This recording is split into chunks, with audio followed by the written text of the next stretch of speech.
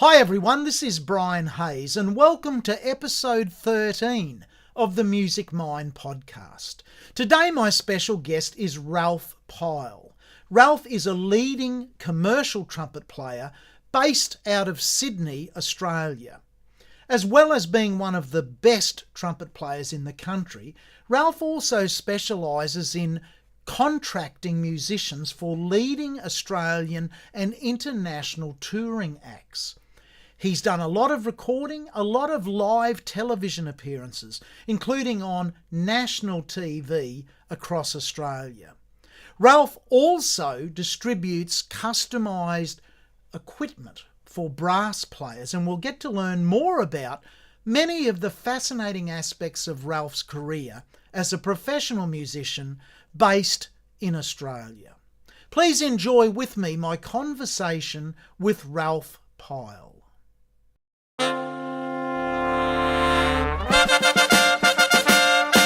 What goes up must come down.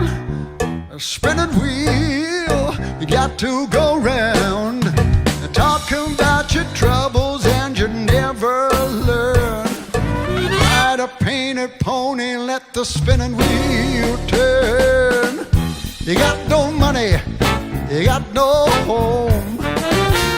Spinning wheel all alone. Talking about your troubles, it's a crying sin. Catch a painted pony, let the spinning wheel spin.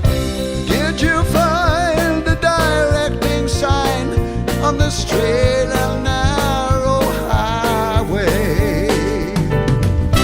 Would you mind a reflecting sign?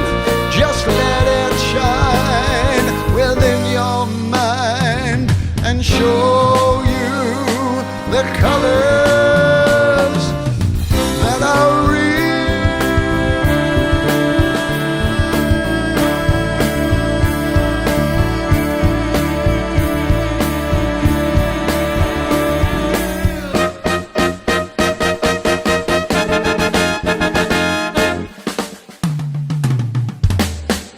Someone's waiting just for you. Spinning wheel, got to spin through. Drop all your troubles by the riverside. Ride a painted pony, let the spinning wheel ride. Huh. All right. Here comes the trumpet.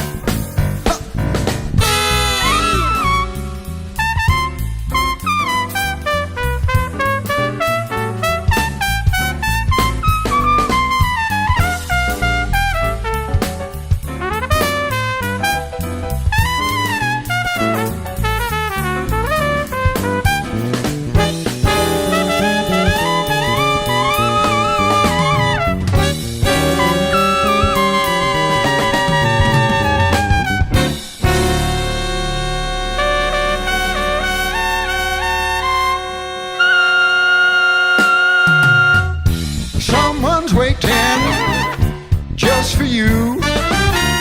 Spinning wheel, got to spin through. Talking about your troubles and you never learn. Ride a painted pony, let the spinning wheel turn.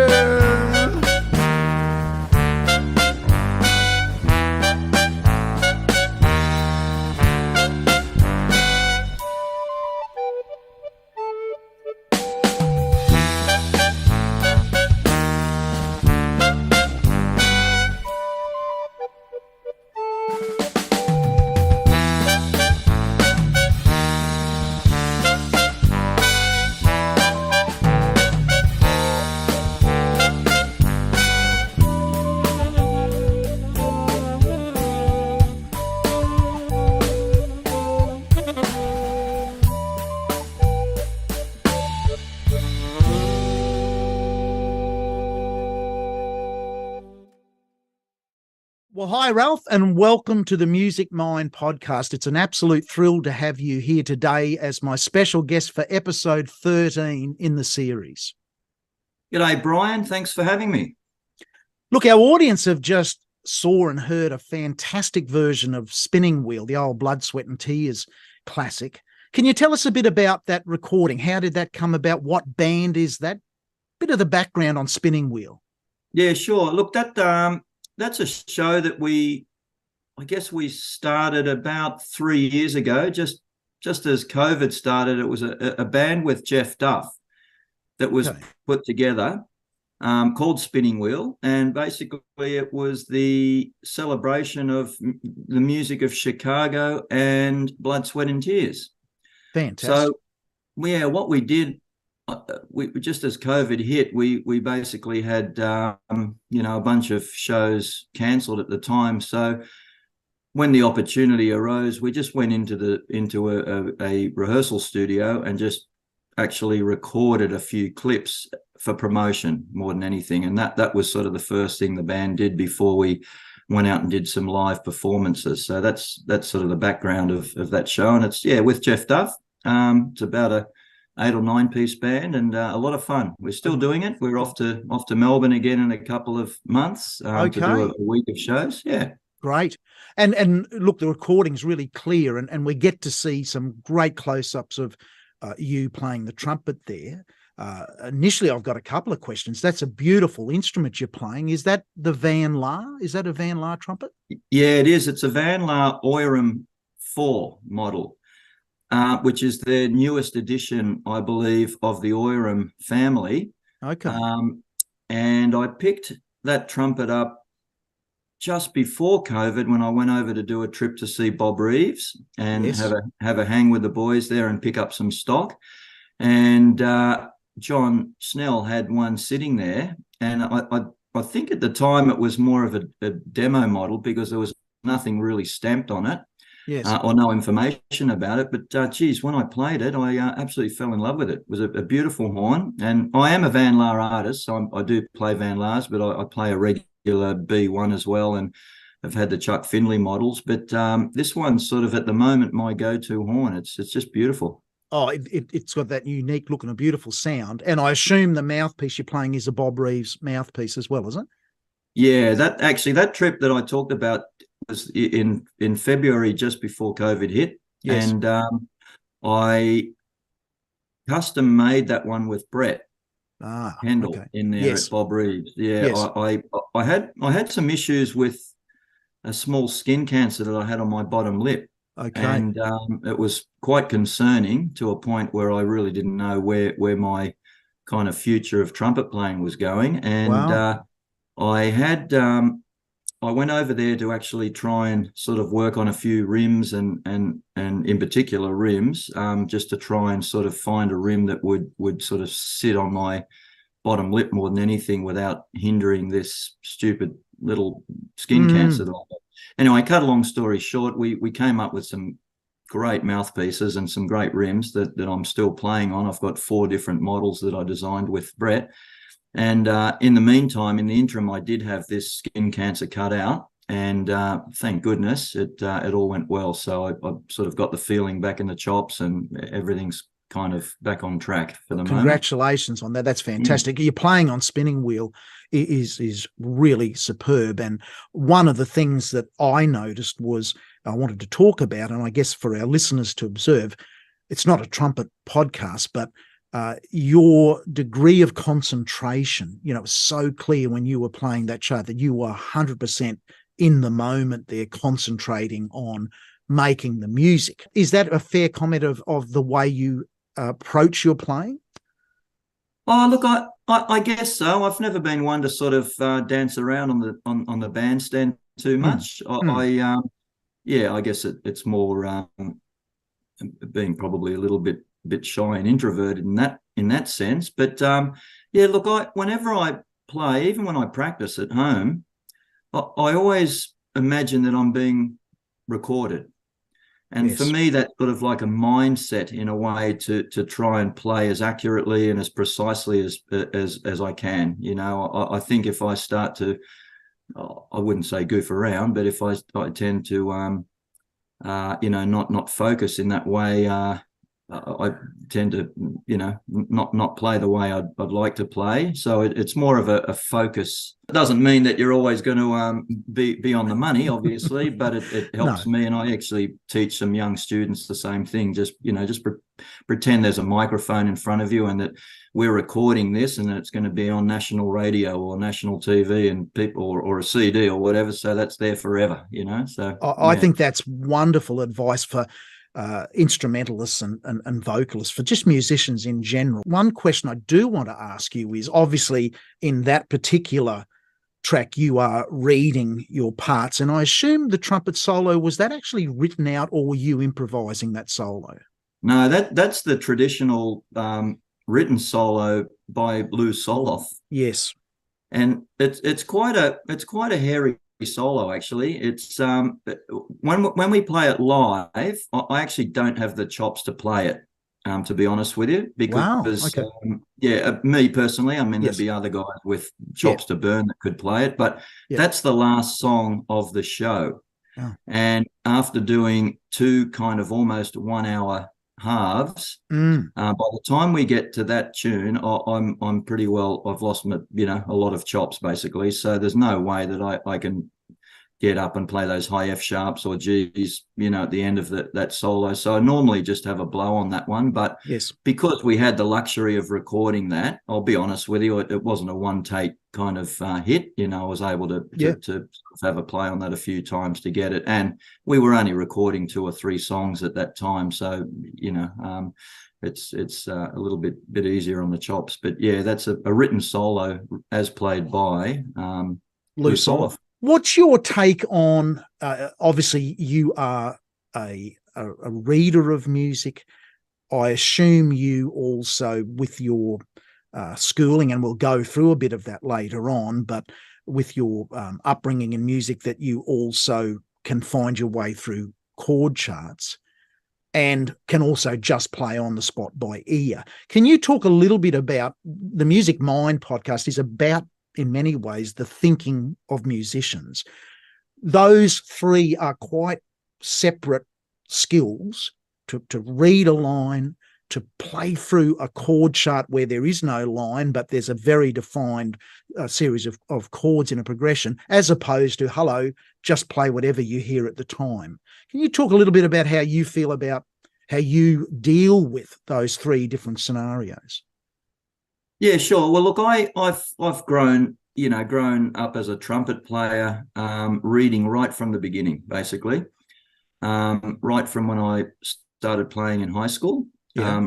Reading was quite an important part of my education with my teachers, but also I was playing in bands right from the beginning as well. So playing in the local high school concert band, the stage band at school, and then progressing a little bit further on to a couple of the community big bands that I played in, all involved reading. So reading was always a part of my education, and I worked on it a lot, which is very different to then having a chord chart to play a solo over. So I got to admit, in my younger years, I struggled a little bit with reading chords, and I think any young person would. It's another education again, learning how to interpret a chord change and what the harmonic structure is of a chord and what scales you can play, etc., etc. So that was something that I got into at a fairly early stage as well, especially when I left school and began, my associate diploma at the conservatorium with Don Burrows. So that's a big part of learning there is improvisation. And, that's still trial and error. I guess you never stop learning how to improvise. I think until the day you hang it up, you're always learning, you're always looking for other ideas, listening to other people. It's a big part of being a jazz player and an improviser. Some guys, musicians, sort of have more opportunity to improvise. They choose to play more jazz gigs or whatever. I've always been more of a commercial trumpet player, so that does involve a lot of reading, backing a lot of artists, being in a studio, reading charts. But I've done enough of jazz playing to sort of get around playing solos. And the third point you made, I'm not a real good, I'll be very honest with you, I'm not real good at playing by ear in a way. Quite often, if I've got to play a solo, I need to sort of have the chord change in front of me, the changes. Otherwise, I do get a little bit lost. I don't have great ears in that respect. I marvel over many players that can do that. Even some of my colleagues, Paul Panichi, one in particular, who I've worked with for 40 years now, I've always been incredibly, I guess the word is jealous of the way that he can just hear something without having anything in front of him and play and almost sound like he's never playing a wrong note, you know? Yeah. So, but that's just something, I guess you can work on that, but it's a part of my playing that I haven't really worked on. And I just feel that I just don't have that sort of capability of playing with the ears that's required. Ralph, that's great feedback, honest feedback, because a lot of people we're going to watch quite a number of clips of you today, playing in different scenarios. And it's great to hear that, you know, in your own opinion, there's aspects of your playing that, you know, it's areas that you acknowledge are not your absolute strengths. People, when they watch you play, probably wouldn't think that. And one of the great things about podcasts, and in episode 12, I've just had the pleasure of recording an episode with John Snell, which was fantastic. And John was so honest about his life in music. I just encourage everyone to check that out, because it was and we collaborated on a song, and John just played so beautifully, but he got to speak about that he was concerned about his capacity. When you hear him play, it's just extraordinary. But it's great to hear him say that he felt uncomfortable in that environment, and it took him quite a while to actually convince himself that I'm this, I can do this. And that's a fascinating thing to me, when you see players and you just think these people are superhuman. But when you get to talk to them, everyone's human, everyone's got insecurities. When you're reading music, do you turn the dots and dashes on the paper into sound, or is it just something, the way you've learnt, that you more or less mathematically read the music? What happens to you? You've got a chart in front of you. Is it a turning that picture into an audio sound in your mind as you're playing, or is it quite methodical and mathematical? There's a D, that's an E flat, that's on that beat. Can you just talk about that a little bit? Yeah, sure. Look, yeah, when I do read a chart, I guess originally it is the mathematics of reading, you know, because you've got to work out rhythms, obviously. So for me, I look at a chart, and it's definitely looking at the mathematics of it rhythmically to start with. I also have played drums, and I still play a little bit. It was a second instrument study of mine at the conservatorium. I've always loved the drums. I love rhythm sections. I love drummers. I love bass players. And when I play, I always insist on having, more than anyone, those two kind of in my fallback, right? So Getting back to being a drummer, I've always rhythmically kind of approached a chart almost like a drummer would, in terms of reading rhythms. Okay. Now, as a trumpet player, I would then, as you just said, I look at a D, and I'm hearing that D in my head, and I'm hearing the E flat in my head, or if it's a G above the stave, or a high C, or whatever.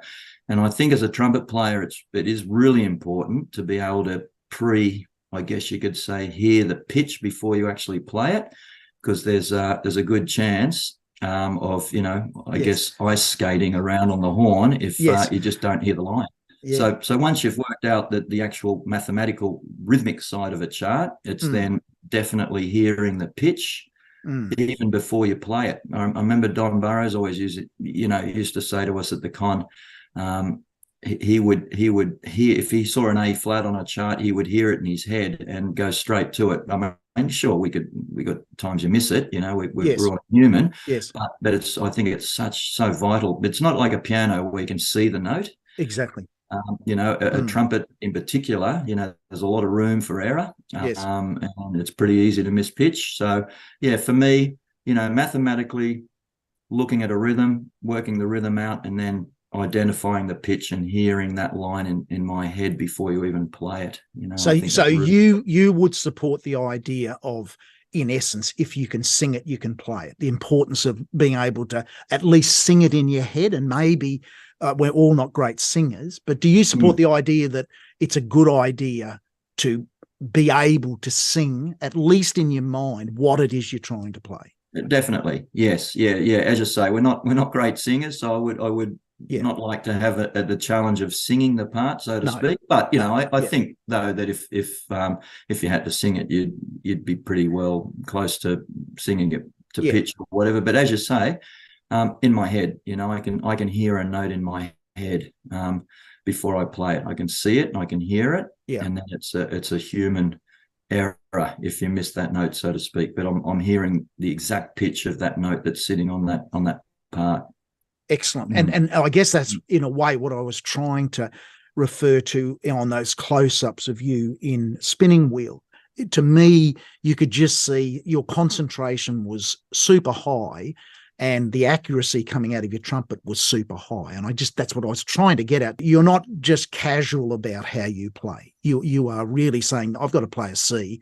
There's the C. Let's get that C out. And of course, doesn't work every time. You touched on Don Burrows there, and for our international audience, Don was an enormous inspiration to me. I got to correspond with him a number of times. I never, unfortunately, got to shake his hand and talk to him, but he took a lot of interest in me when I was just a kid in regional Queensland. I'd write Don a letter, and I was starting on the alto sax. Don, what mouthpiece should I use? What reed? What books? And, at this time he was quite possibly teaching you. He was the head of the jazz at the Sydney Conservatorium. I'd get a beautiful handwritten letter back. I've actually got it stuck on my wall out in the front of my music studio here, answering every question, beautiful and really encouraging. It must have been marvelous for you to be there at a time when Don was steering the ship. Do you want to just mention any memories of Don? You've already touched on a couple, but is there any special memories you'd like to just mention of your time with Don at the con? Sure. I mean, I first met Don when I was in year 11 in high school. Don Burrows and I think it was Joan Sutherland were the patrons of our school band. Wow. At the time. So I remember in year 11, Don turning up to one of our local concerts. And that's where I first met him, because I was in awe of Don. I obviously knew who he was as I was a young budding jazz player at the time, even in year 11. Yes. I first met Don at this concert and had a great chat with Don about my interest in going to the conservatorium and doing the jazz studies, in which he then at the time said, well, come in and see me and do a little audition. This was at the end of year 11.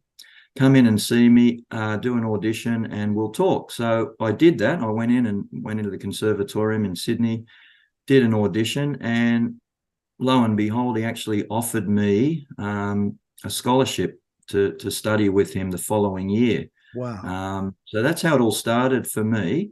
And then obviously being at the conservatorium I actually did 3 years there. I did a 1 year of kind of big band with Don because I actually wanted to finish my high school studies at the time. So I was going into year 12. So I did knock back the opportunity to go and study with him in year 12, which would have meant I would have had to have left school, which I got to say he was a little bit he was a bit narky about that, because he kind of felt like he'd offered me an opportunity, and I kind of almost knocked it back at the time. But I did tell him that I did want to actually finish my studies. So after he kind of grilled me for a little bit of time, he then said, well, look, why don't you come in, do my big band at the con, which I at that point I got my driver's license, so I was able to drive in and do the Wednesday night big band with him. Yeah. And then he did warn me. He said, you're going to have to audition again. It doesn't mean that you automatically get in because I've offered you this position. Anyway, I auditioned again and got in, and then had the next few years with him at the con. And boy, did I learn an incredible wealth of knowledge from Don. He was amazing, a real inspiration, amazing to listen to. Just everything he taught was really still sticks with me, all these years later. Oh, and then obviously, I had the great opportunity to do quite a few gigs with him, with James Morrison, being in James Morrison's big band. yes. We did a lot of concerts, big concerts that featured Don a lot. I think there's even some live, if I'm not wrong, there could even be a live recording at the Opera House we did with Don and the big band, and the amount of concerts we did at the State Theatre. So I really had the opportunity to have, be on the bandstand with him as well. It was really, really neat. Fantastic, Ralph. That's magic memories there. And I just encourage, sadly, there's not a lot of really good video of Don nowadays. Some of it's really poorly recorded, but certainly in that episode that I did featuring Roger McLaughlin on bass, because Roger played bass in Pyramid, there is a really good clip, and I just encourage people to go and have a look at that, either in episode 4 or episode 11 of the podcast. I want to move forward now. One of my favourite all-time brass lineups is trumpet, tenor, sax, and trombone, and you've obviously had the opportunity on many occasions to play in that smaller horn section. I want to play a clip of you in a TV environment, live TV, backing the Four Kinsmen. And I think this was this Channel 9, live on Channel 9 in Australia? It was, that's right. That clip was, I've got hours and hours and hours of clips from the midday show. Yes. And I just came across that one. I can't even remember doing it. It's great. There's so many musical segments that we did on the show that quite often you look at one and you can't even remember. But anyway, I came across that one and went, wow, that actually, that's live TV. And I thought the band sounded great. And the band is outrageous. So what we'll do, Ralph, is we'll let our audience watch that now. And then when we come out, I want to ask you a few questions about that. Will you be mine? Is this true love or just all in my mind? I live with man. I thought that I had all the answers. Hanging tough was never quite enough. Now I know the reason why. She said, a little knowledge is a dangerous thing. I said, don't you know, she whispered in my ear, yeah, a little knowledge is a dangerous thing, baby. Woo! A little knowledge is a dangerous thing. Ooh, you got to say it to me, yeah. A little knowledge is a dangerous thing, baby.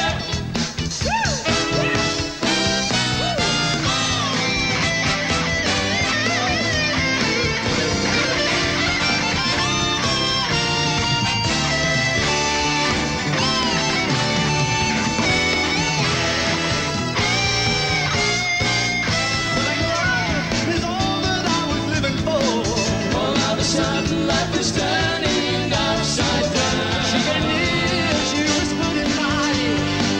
Now I know the reason why. She said, A little knowledge is a dangerous thing. oh, a dangerous thing, baby. A little knowledge is a dangerous thing, baby. Say it, yeah. Little knowledge, little knowledge, little knowledge, little. A little knowledge is a dangerous thing, baby. I'm feeling young again. A little knowledge is a dangerous thing. I said, don't you know, she whispered in my ear, yeah. A little knowledge is a dangerous thing, baby. A little knowledge is a dangerous thing.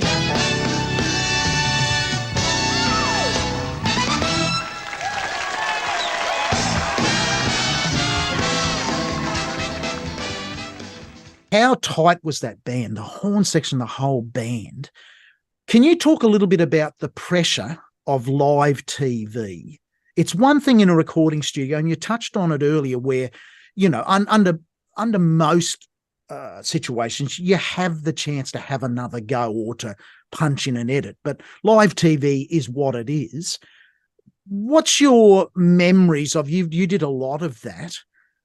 Can you just talk a little bit about the pressure and how you deal with that pressure of one take, here it is, and also needing to, I guess, look a little excited about what you're doing, knowing that you're on national television and you can't just be a concrete statue in the background.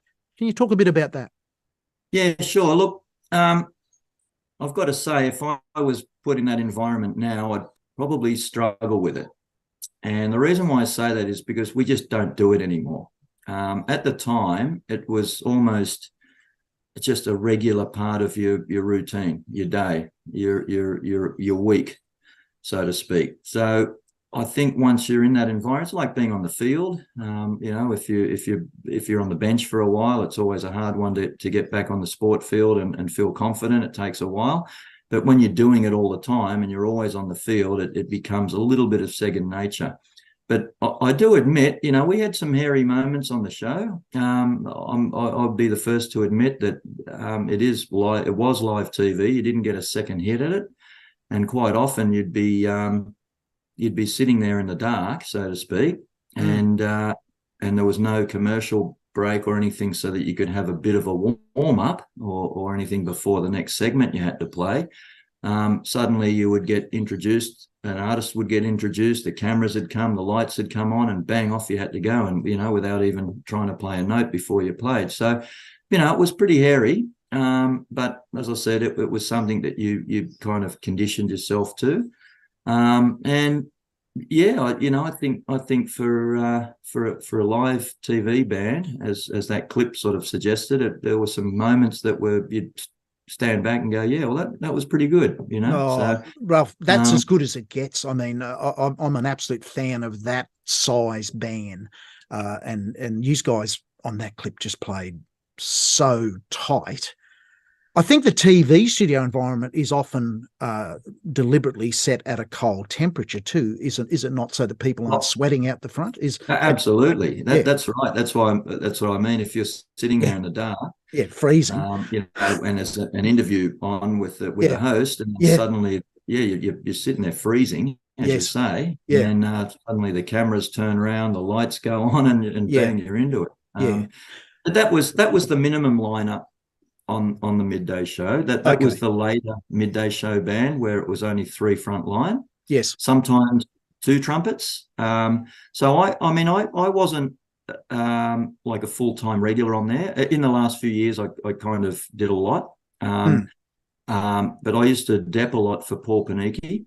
And then quite often we would do it together a lot too, that we'd be the 2 trumpets on the show. But prior to that, the band, it was like 3 rotating big bands with 3 trumpets, a couple of bones, a couple of saxophones. So it was quite a larger outfit back in the earlier days. Yes. And as things changed, and budget restraints and whatever, the band, like always, started to get smaller, First to go, yeah. Yeah. So the last year or 2 of the show was just basically, just 3 front line. That was it. So yeah, fantastic.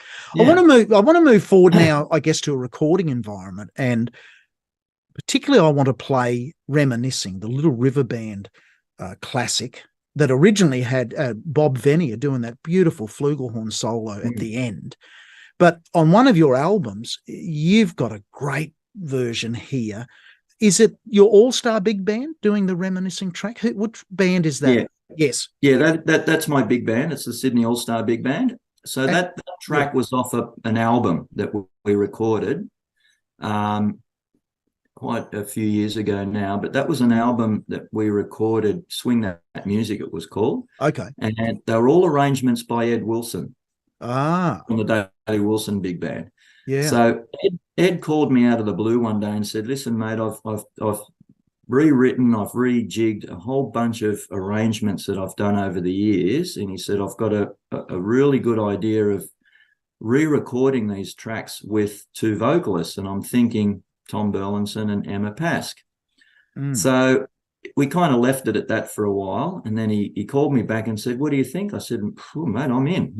Any opportunity to record a big band." Yeah. So I did contact Emma, and I contacted Tom to see if they were interested, and they both were very keen on the whole project, especially coming from Ed. Ed's an absolute icon and a legend, and Yes. we just thought, well, the opportunity to record his arrangements, is something that we didn't want to let that go. So that's one of the tracks on the album. So cut a long story short, we ended up recording about 15 or 16 tracks on that album, Swing That Music it was called. And I personally think the band just played so well on that whole album. There's some pretty tough charts on there, and Tom and Emma sound great, and that was one of them, and that's one of my favorite tunes. So it was a real pleasure to actually record that with the big band. It was great. Well, let's let our audience hear it. This is spectacular playing. The band is outrageously good. Emma's brilliant. And we'll throw up some photos as this audio's playing. There's a beautiful photo of you and Emma, but I'll also put up some photos from your website of you with some of the best players in the world. You're there with Chuck Findlay and Jerry Hay. So just as the audio's playing, I'll put up some photos of you with your big band, and it's just magic. Let's have a listen to Reminiscing.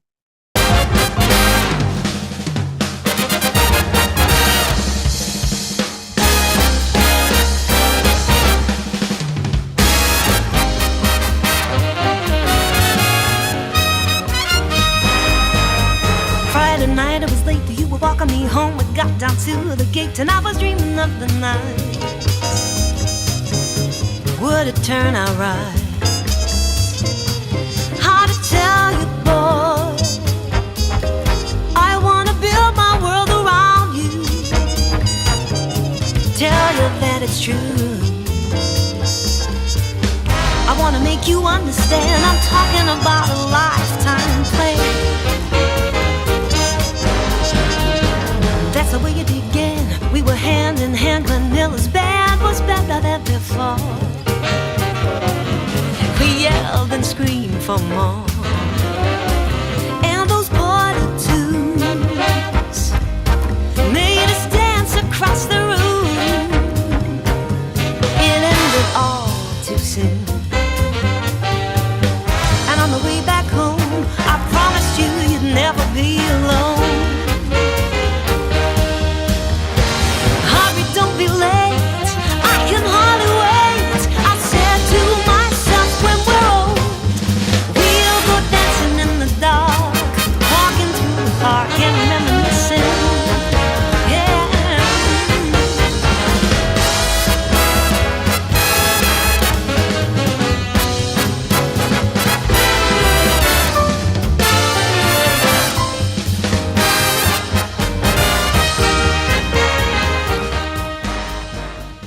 Fantastic, Ralph. And I believe those beautiful little obligato parts on muted trumpet behind Emma's vocals, that's you. Is that correct?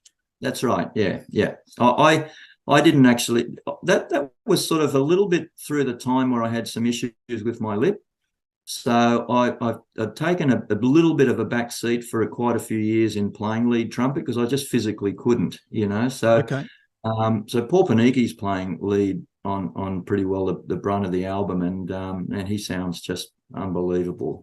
He's always been an inspiration to me and a wonderful lead player. And so I just kind of played the third and fourth trumpet parts on that whole album and just played a few little solos here and there on the Harmon. There's a couple of other tracks that had some little fills here and there. With the way you learnt to play, I just want to touch on that. It's not a trumpet podcast, but in many ways, trumpet playing can be seen as a young man's career. How have you, and we've got some clips here where you're just firing it on the trumpet. How have you found playing the trumpet? Has it been largely fun, or has it been pushing a rock up a hill? What has, if you reflect back on your life as a professional trumpet player, physically playing the instrument, can you talk about that a little bit? Oh, well, you hit it on the head there, Brian. It has been fun, but there's also another side to trumpet playing that's been really difficult. for me again. It's been an instrument that I've really, really had to work hard at, and still do. Nothing's come naturally for me on the trumpet at all. And if I had a second choice as a kid, I might have stuck with the drums. Yes. But having said that, Yeah. Every time I play the trumpet and things feel and go well, you kind of go, well, that was worth it. All the work and the sweat you put into it. So for me, it's been a challenge all my life. I can't go without playing for 2 or 3 days without losing half my chops, basically. Wow. Yeah. Yeah. And I'm not kidding either. I'm not a natural player. Yes. I can't leave it for a week or two and then pick it up and even have half the chops that I should have. So for me, it's been a constant battle of practicing every day, even if I like, and it's harder now because there's not as many gigs anymore. Like back when you're younger, I remember through the mid 80s into the 90s, on average, we're probably doing 12 to 15 gigs a week. Yeah. Yeah. And so you, as I said a bit earlier, you're on the field all the time. You're at it. You're constantly playing, and I think not just me, but a lot of the other guys that were used to and had the luxury of doing that much work back in the day are all in the same boat. We really struggle, and again, talking to Paul, about that, it just gets harder and harder because we're not on the field, and it's harder to sort of sit down, have the discipline to practice every day too when you've got nothing coming up for a month or 6 weeks, right? Absolutely. Yeah. So it's never been a natural part of my trumpet playing career. It's been a constant battle and work at keeping those chops up. So wrapping all that up and making a living in the music business, you obviously have a long association with Bob Reeves Brass. I think 40 years or something on your website, since 83, I think you mentioned. Is that right? Yeah. About mid 80s. Yeah. Wow. Yeah. And you are a distributor in Australia for Bob's the Bob Reeves range of products. Is that right? Yeah, that's right. I have been for about 10 years now. Over the years, I've been over to LA probably about 25 times now, Okay. in my career. So I really formed a great friendship and bond with Bob. It was almost like a father to me, quite often, especially in the later years Yes. of my trips. I used to hang out with him, stay with him at his house, have dinner with him and everything. Wow. We really became good mates. And Yep. so I love the product. I endorse the product. A lot of commercial players in particular play on the Bob Reeves mouthpieces. So I just said, once John Snell taking over the whole business, I said to him, look, I'd be quite prepared to represent you guys in Australia and because I know a lot about the mouthpieces. So it's been good. We don't have a big market here, but like as we speak, I'm about to put in another order for about 5 or 6 mouthpieces that people have ordered, trumpet players ordered off me, customers. But look, I know enough about them to be able to explain any kind of questions anyone has about the Reeves mouthpieces. I've got a bunch of them here. I had a trumpet player come up last weekend just to have a play on a few. So Reeves I've known for a long time, and because of that, I've had a nice association with many local players in Los Angeles too. The trumpet players and that I've been able to kind of become friends with and hang out with. So fantastic. Great knowledge base you've got there. Piecing together a life in music, most people, I guess, teach, and you did mention, I think you do some teaching, do you? Private teaching, or what? Yeah, I do a little bit. I've over the years I've done sometimes more than less. Yes. I'm not doing a real lot at the moment, but it's more because, and not by choice in a way. It's there's a few changes in some of the schools here in Sydney and New South Wales. Okay. Funding issues, or I find too that kids have got a little bit of a different attitude that they did have many years ago, and that they don't want to come out of class and all that sort of thing, and obviously expense for for parents and what have you. But I do a little bit, but I do enjoy also taking big band workshops with high schools or even community bands, and that's always been my bag too. I've done a lot of that over the years, and especially with all my travels too. I end up in Adelaide or Brisbane or Perth or whatever, and end up taking, being a guest, taking a few big band workshops when I'm in town for a few days, which has always been a real great delight for me as well. That's my passion, big Fantastic. Band. And also you have a role as a contractor for musicians. Is that something you still do, contracting musicians? Absolutely, yeah. Tell us a bit about that. Tell us about that. That started way back when I first hooked up with Tom Burlinson. Okay. So that's 25 years ago now that Tom approached me about a show that he'd written and was putting together, which is now, basically history. We're still doing it. So he put together back in '98 Sinatra tribute, I guess you could say, showing, celebrating the life of Frank Sinatra. And if you've heard Tom sing, he sounds just like Sinatra, and he idolizes Sinatra. And so his whole life has been big band and playing and singing Sinatra as well. So when I hooked up with Tom,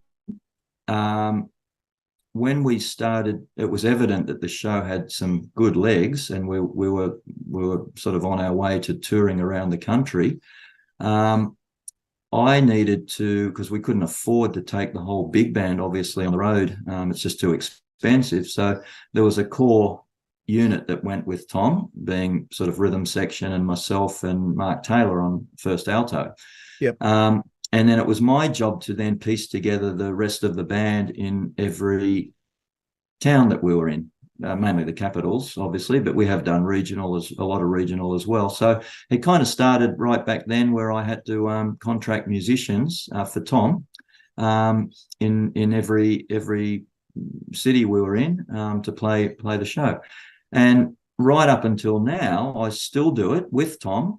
We still do a lot of regional. We still go and do a lot of the capitals, but also for James Morrison too. So James engaged my services many years ago as well for the same reason, that we'd travel interstate, and then I would put together the rest of the band from as locals, which I think is great too, because I really think the locals should get a look in, if a show comes to town and you're playing a number of weeks or even just a one-off, that the local guys get to do the gig. So I'm just about to do the same thing again with James. We've got a 5-state tour coming up. Again, we're taking just a few leads and rhythm section, and then James has asked me to basically put together the rest of the horns and band in each state.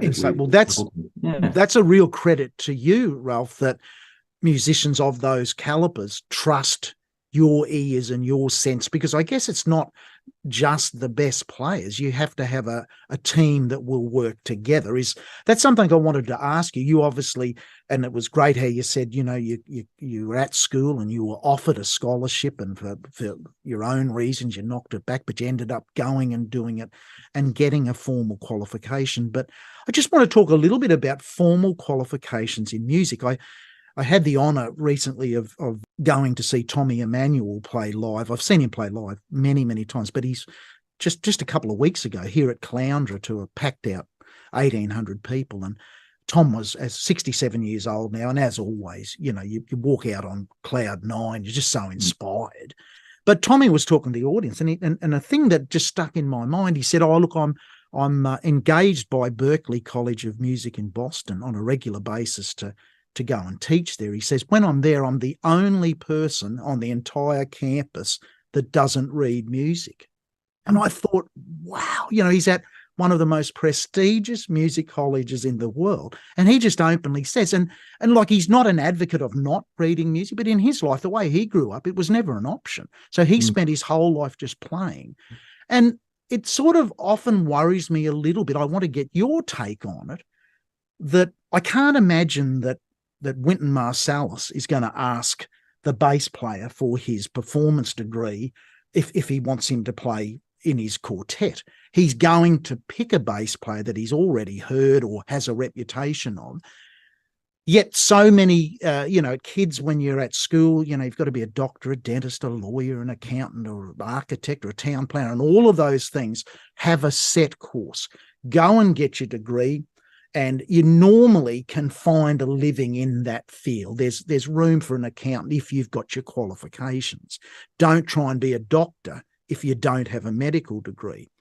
But music is a little different. And can you just talk, as a contractor, what is your process? How do you find your second tenor sax player for James Morrison's big band? Just talk a little bit about that real world scenario of employment as a musician.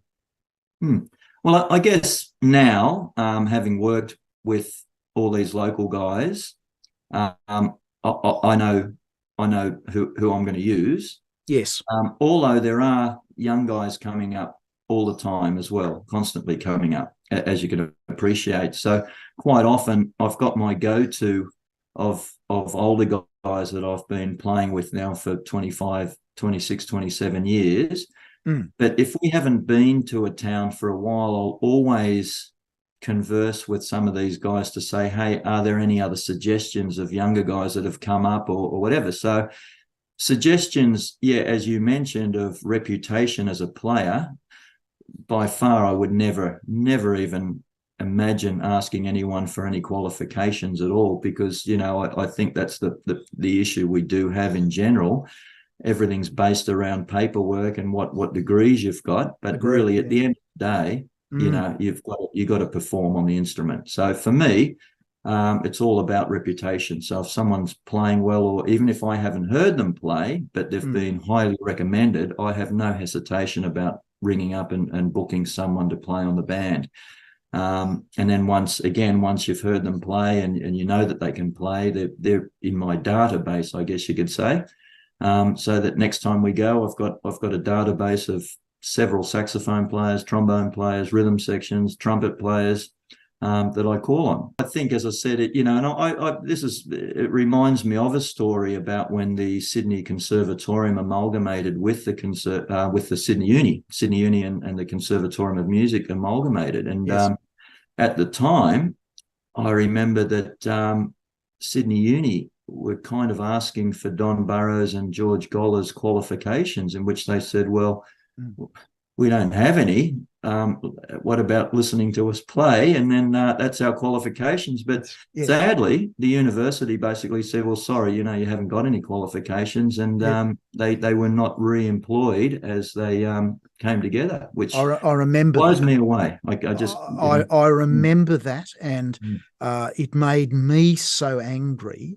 And that's why it was great just to hear you say that, because I have a number of students here who they've finished school, they want to do some music stuff, but nowadays the cost of these courses can be really, really expensive. And I'm never convinced that a performance degree is going to amount to much in the real world. Maybe a teaching degree if you want to spend your life teaching. But to think that Don Burrows and George Golder, who Don set up that jazz course, were basically tossed out, it saddens me to this day. I want to play an extended solo you took with James Morrison and the team of musicians that were promoting his Scream Machine album. And this is a great bit of video filmed at the Basement in Sydney, which sadly is no longer there. What's your memory of this night and playing with Paul, I think Paniki's there beside you, and a couple of other great trumpet players, and David Jones on drums and James playing keyboards and trumpet? What's your memory of Scream Machine and promoting that live? Dear terror. Because you can imagine the actual original album was recorded by James playing all the parts. Yes. Now, we all know what James is like, and even though I've known James since I was about 14 or 15, and we've been great mates ever since and done a lot of playing, but I have the utmost respect, and I marvel over how James plays not just the trumpet but everything. Right, I agree. every time we do a gig, I'm in awe of what he does and what he can do. So when James then calls and says, "Well, listen, guys, we're promoting this album, and obviously I need 4 other trumpet players." Because I can't play all the parts myself. One, it was an honor to be asked to do it. Absolutely. But then you're thinking, well, hang on, I've just listened to the album and what James is playing on it, and we've got to try and play that, So, but we had, as you say, a great team. It was Paul and Dave Newdick and Paul Thorne, I should say, and myself on that. But look, again, it was back in the time when we were all doing a lot of playing. So the chops were kind of feeling pretty good. And I think we were also bouncing off each other too, just the adrenaline of this whole idea of 5 trumpets plus a rhythm section. So yeah, sheer terror. But once we got into it, it was a lot of fun, and we kind of shared the parts around too. So it wasn't, we all had an equal amount of pretty full on playing to do on that whole project. It was great memories. It was a lot of fun. Well, let's share those memories. Let's have a look at you, and you take a wonderful extended solo here, really first class and a lot of energy. Let's have a listen to you and the boys promoting Scream Machine.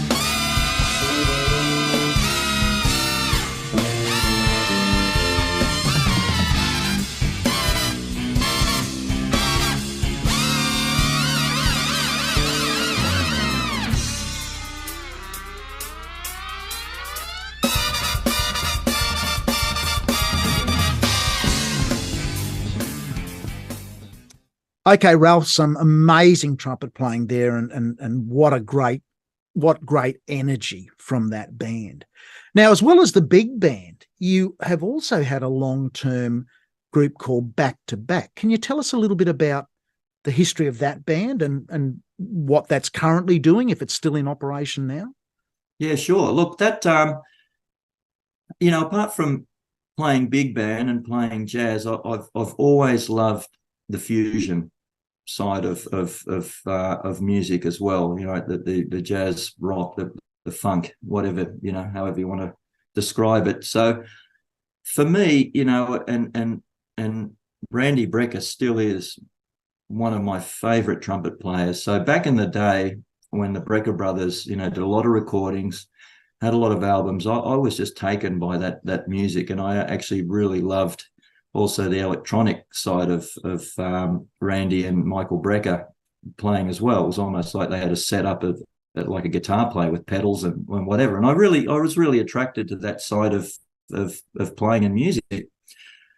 So back in, I think it might have been early 90s, I decided, well, why don't we put a band together and sort of play the music of the Brecker brothers? So that's where it started. And that band at the time was pretty popular. We did quite a few gigs, quite a few regular gigs, even at the Basement. So venues like the Basement.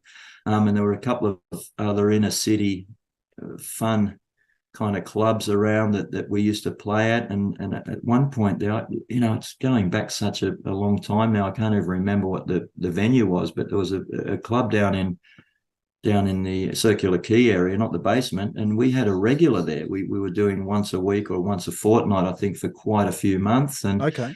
And I just had a mate of mine kind of lift and write some of the arrangements for us, Yes. just lifting them off the originals. Yes. And so that was a band. We had a ball with that band.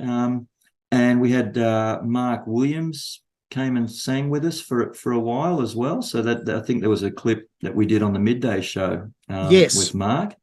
Yeah, so that was when Mark was doing a few gigs with us as well. And it was a great lineup. Gordon Rittmeister on drums, Mark Costa, Bill Risby, Sunil De Silva, Rex Go on guitar, and then Mark Taylor and myself. So that band went for quite a while, and then we had a pretty big extended break up until about 4 or 5 years ago, when Caroline Spate saw that clip that we did on the midday show back in the 90s. Yep.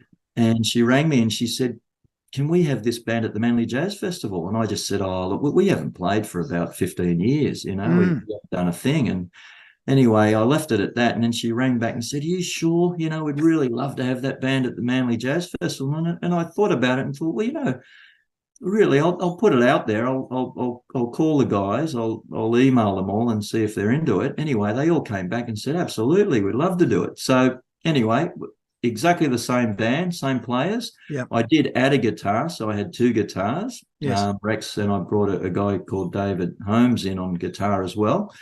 And we did a few rehearsals and had a great time doing it. We did the Manly Festival and it was really received well. And then we did a couple of gigs at Lazy Bones in Marrickville as well. And that was now about 2 years ago or so that we did the last gig. But I'm still pretty hopeful that we'll end up doing a few more gigs with that band, because it is fun. The guys enjoy doing it.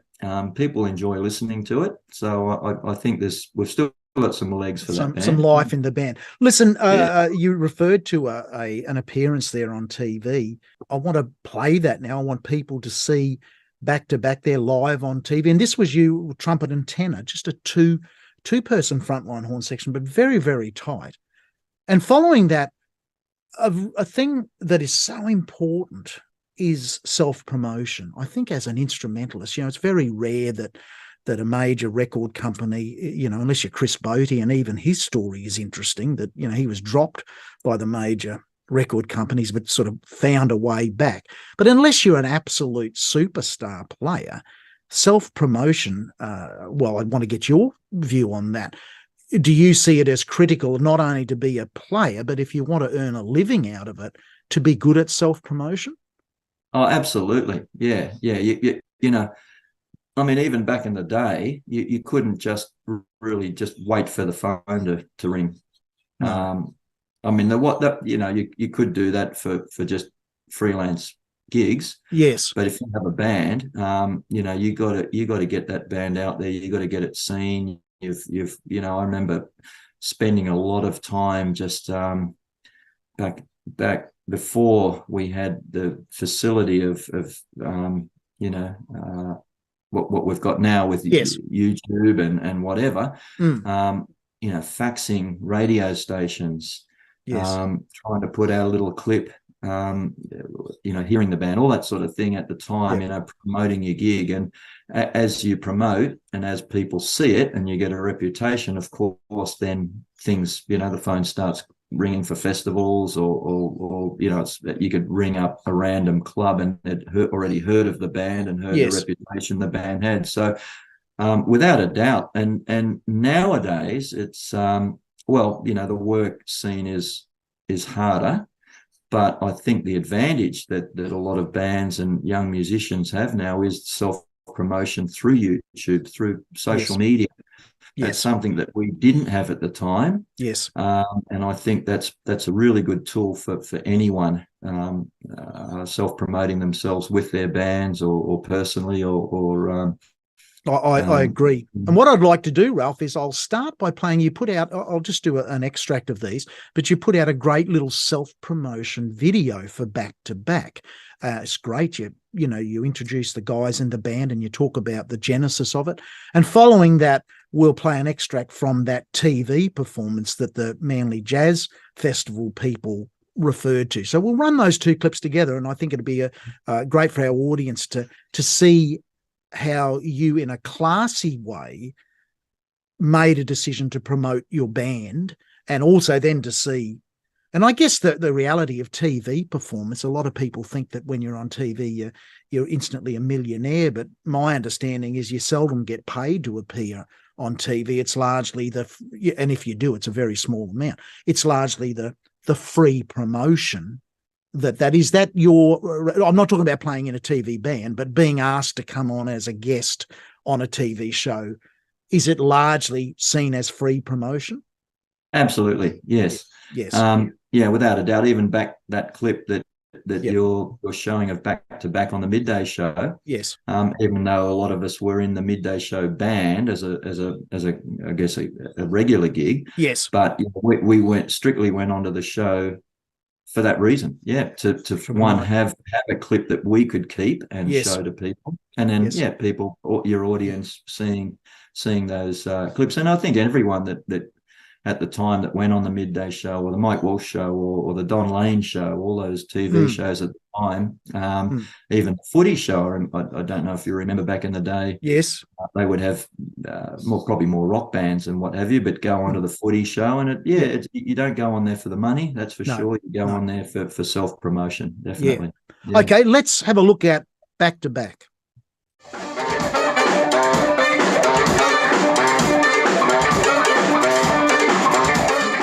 You know, I love the fusion music. I love it. I love the energy, the room to create. You know, we're experimenting too to make it a bit of fun and just have a good time. It's good time, good feeling music.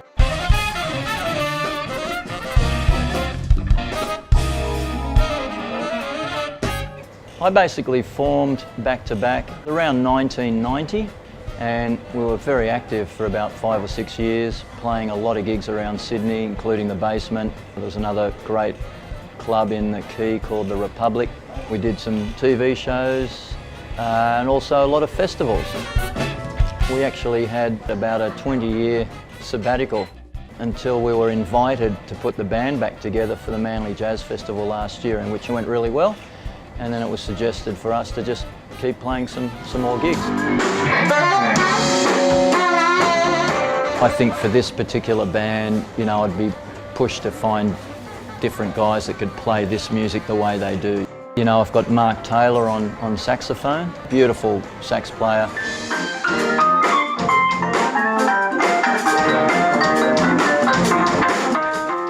So Bill Risby on keyboard, Rex Go on guitar. I think it's a killer rhythm section. Mark Costa on bass, again complements this music with his fusion knowledge and rock style. And we actually added a new member to the band, our second guitarist, who's Dave Holmes. So Dave did Manly Jazz Festival with us, and I've decided to keep him on board because it just sounds mighty with the two guitars, and there's such great individual soloists too, so it's, you know, having them both there is a real asset.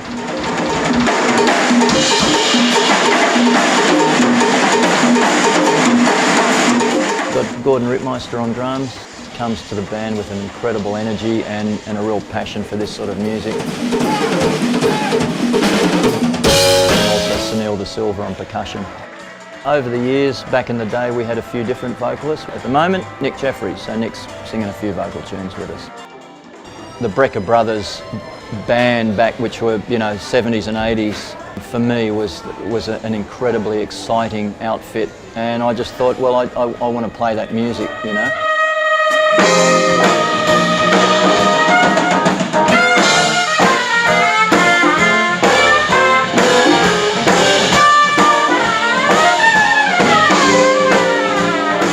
If anyone's looking at booking back-to-back for any function, for any festival, I think what they can expect is just good feeling music, whether you are aware of the Brecker Brothers music or not, but everything's got a groove and it's musical. It feels great. So I think the audience really get into it.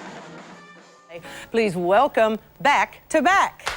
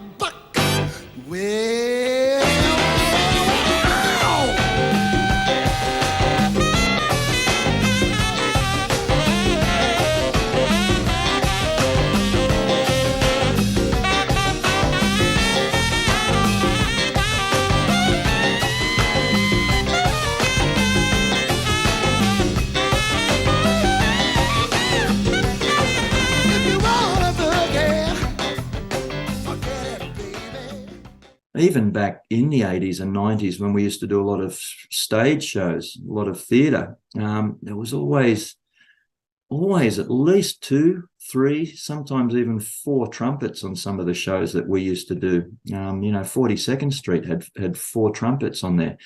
The big difference now is that those bands have really reduced in size. So it doesn't matter how well you play, you're up against many other players that are sort of fighting for the one gig, I guess, in a lot of ways. And there's only one show at a time, or maybe 2 at the most. We're back again. Back in the day, there were 3 or 4 shows going. So sometimes there were 12, 13, 14 trumpet players being employed at the same time on some stage shows, right? So, you've got to be good at your craft. Obviously, you're in competition with many other great players. For me, I think versatility is really important. Unless you make the decision to be only a jazz player or only a pop player, whatever. But I think as a commercial player, you've really got to be versatile. So you've got to be able to do the odd orchestral gig maybe. And there's a few players around town. Simon Sweeney's a great example. He's a very good all-round player, very good in the orchestral setting and very good as a jazz player. He's got great chops and he works a lot, and a couple of other young guys around, Dane Labori, same deal, very good players. But I kind of noticed with some of these young players that they are kind of reinventing themselves in different areas as well. And one of them seems to also be the DJ kind of Yes. industry, Mm. and where a few of these guys are playing with DJs and what have you. So, I look at some of these guys that are working and doing quite well and think, yeah, they are branching out. They're versatile. They're doing, all sorts of things that we wouldn't even thought about doing, 30 Yeah. years ago. Arranging, that's a big part. If you've got a few other feathers in your cap, arranging, teaching. But look at. I do say this in all honesty to a few of my colleagues. I'm glad I'm more at the pointy end of my career now, and Yes. not early Yes. 20s starting out, because as I said, there's some wonderful talent and players out there, and you sometimes think these poor guys, like, what are they going to do? What are they trying to do, or what do they think they'll be able to do in the future to make a living? Like, we're always going to be able to play. There's always going to be gigs, but even financially, the sort of money that we're being offered now is no better than it was 20, 25 years ago. So you think, well, how are you supposed to, buy a house, pay a mortgage, have a family as a trumpet player, as a musician? It's just very difficult now. It's very sad in a lot of ways, but I don't think it's just here. It's a global problem, I think we have, and you're always going to have a core of the best players in every town. Yes. That are going to still be able to still make a living, but it's harder. Everyone says it. Everyone says it's harder. I encourage a lot of young players too to do what a young guy here did, Matthew Collins. He went over to Europe, and I think he's now on one of the studio radio bands in Austria. And there's a few other young players here that I've said the same. Look, there's not a lot offering here, especially in this country in a lot of ways. If you've got no commitments or no ties, really work hard at being the best and being as good as you can, and maybe go over to Europe and try and audition for some of these radio bands and studio bands that are actually full-time gigs over there. And as I said, Matthew's done that. And there's a few other young guys that I've said the same. Just go, and you've got no ties, you've got no commitments here. Go and give it a go. Test the water. I think that's great, Yeah. and that's beautiful, realistic, down-to-earth advice. There's no shame in being a high-quality, semi-professional musician and being able to buy a house and a car and feed your family if the music industry just can't do that.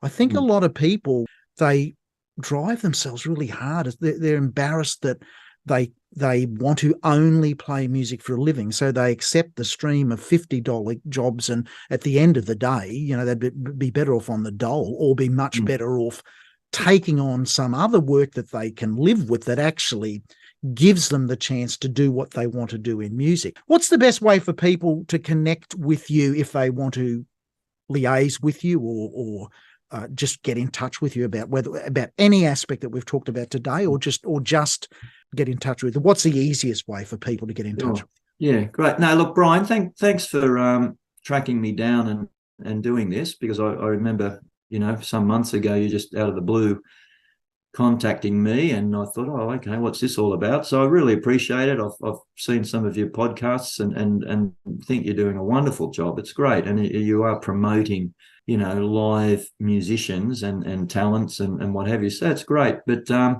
look, thanks for that. I really appreciate it. And I think the best way is really just I've got a website.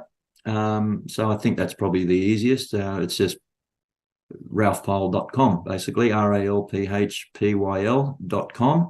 Yes. And look, there are contact details on their website, if anyone does want to Fantastic. Yeah, I'll put that up on the screen too. Is there anything, just in closing, is there any special things you've got on the boil coming up that you might just want to share with the audience? Any projects that stick out? Yeah, to you? sure. Yeah. No, I've got a couple of beauties at the moment coming up. And again, as I said, that even though there is little time between these big gigs, but it's these ones that are coming up that make me keep practicing and, you know, keep the enthusiasm up, because they're going to be pretty tough tours. But I'll be touring with Lisa Simone. Okay. Now that's Nina Simone's daughter. So she was due to come out here just before COVID. So we've had about 3 or 4 attempts of having her come out through a great friend of mine who's a promoter, Paul Cheshire. Okay. He's got 4DI touring. He also does a lot of James Morrison's tours, big band tours. But anyway, Paul's bringing Lisa out and we're touring. So I'll be touring with her. But again, as we mentioned a bit earlier, I'll be hiring local musicians in Perth and Melbourne, Brisbane, Sydney. But I'll be touring with her on trumpet and with a rhythm section. So that's coming up. I can't remember the exact dates, but it's not hard to find out. And that's around October. Okay. So that's with Lisa Simone, which I think is going to be a real treat. Yeah. A lot of fun. She's a beautiful vocalist too. You know, I've seen a bunch of YouTube clips from Lisa, and I've been conversing with her about this tour, and she's very, very enthusiastic and excited to be coming out. Right. And then also doing another national tour with James Morrison as well, which will be October, November, into early December. Got a bunch of Motown gigs with James as well. Yes. And then, as I mentioned before, Tom Burlinson. Tom's launching a new show in September. It's all, again, Sinatra, but it's just a new... Tom likes to reinvent himself as well and not just present the same show to his audiences. So every once in a while he'll rejig his show and put different arrangements in and you know, just change it up a bit. So we've got that coming up in September as well. And then a week, as I said, with Jeff Duff doing the Spinning Wheel show down in Victoria and Melbourne. So that's kind of September through to December. But next week, in the meantime, as I think I mentioned to you, I'm getting a double hernia operation. Yes.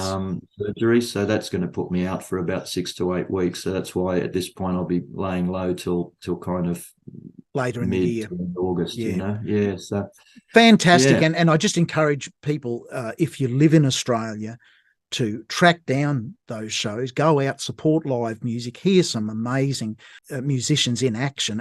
And Ralph, we've heard you today across a wide variety of years in a wide variety of settings. And there's no doubt you are a great musician who just happens to play the trumpet. And I loved your honesty where you just said for you, it's been a battle. It hasn't been an easy road. And I think a lot of players, particularly younger students, assume that everything's going to roll their way and that life will just all fall into place. So my very final question to you, we've talked a lot about music, but if you could go back, time travel back to your younger self, when you were first just starting out, getting that music bug, what would be your best piece of advice to young Ralph about life, not about music, but about life? If you could go back and just give a piece of advice, what do you think you'd say to your younger self about life? Well, that's a hard one, put on the spot there, but I would say, you know, it's an old cliche, I guess, but live your dreams, live your passion. I think, you know, always work hard and always, you know, take advice too from older peers, older colleagues that have been there and done that. That's something that I really cherish too, you know, like working with some of the older musicians over the years and not being a smart ass, you know, and thinking you know it all or you know, mind your own business sort of thing. But, you know, I even now, I still, even to the younger guys, will ask questions or kind of see how they do things. So I think you just got to, you know, as I said, you got to follow your passion. You got to work hard. Nothing comes easy. So we got to work hard at it, and I guess, you know, always stay pretty humble too. You know, as soon as we start getting the big head on yourself, that doesn't do us any favors really. So I think just keep learning, keep asking questions. Never knock back any opportunity to play with players. Even if it's just go and sit in a rehearsal band or play with any, just go out and play, enjoy it, ask questions, keep your mouth shut and learn. Fantastic advice. Yeah, Ralph, that's beautiful advice. Thanks so much for being part of the podcast series. I'm sure many people will enjoy listening to your thoughts on music and watching you play. It's been a real honour. Thanks, Ralph. Bye for now. Thank you, Brian. Appreciate it. I hope you enjoyed that refreshingly honest look of life as a professional trumpet player across the past 40 years or more, based in Sydney, Australia, a major international city with a population significantly higher than that of Los Angeles.